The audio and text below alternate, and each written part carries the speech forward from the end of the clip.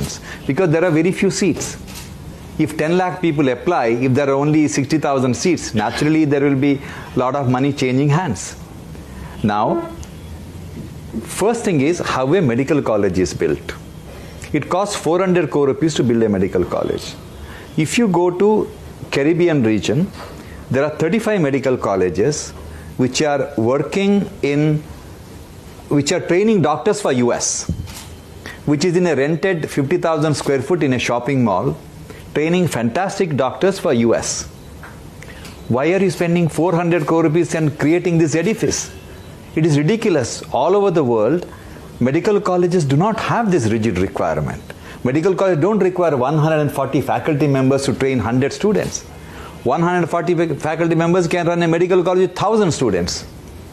So when the whole world has changed, we haven't changed. So today what we have done, we have made medical education as an elitist affair.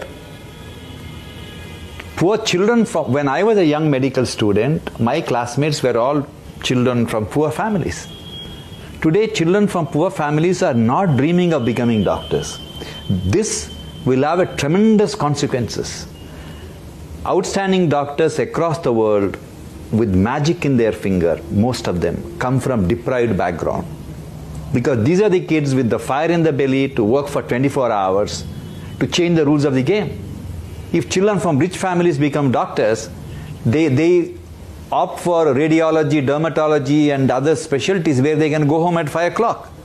Why should postgraduate education be costing so much? Why should you pay 2 crore or 5 crore rupees or even 10 lakh rupees fees to become a specialist? All over the world, higher medical education is free of cost. So essentially, the problem is, all the problems what's happening in the healthcare is not because of the government. It is because the privileged society doesn't ask the right question. Why every 12 minutes a pregnant lady should die during childbirth? Why 3 lakh children die the day they are born? Why 1.2 million children die before celebrating the first birthday? It is unacceptable. Why?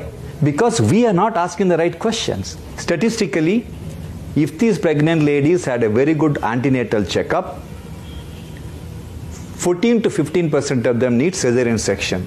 That means we need to do 5.2 million cesarean sections per year. To do that, we need 2 lakh gynecologists. We have 50,000 gynecologists, less than 50,000. Half of them don't practice obstetrics because they don't want to be woken up at night. And all of them live in cities. And 60% of children are born in rural India. We need 2 lakh anesthetists. We have less than 50,000 anesthetists. We need 2 lakh pediatricians to take care of all the kids coming. We have less than 50,000 pediatricians. We need at least 1.5 lakh radiologists. We have less than 10,500 radiologists. Then how do you expect the maternal mortality to come down? It has nothing to do with money. This country doesn't require additional budgetary allocation. This country requires liberating medical, nursing and paramedical education. That's all.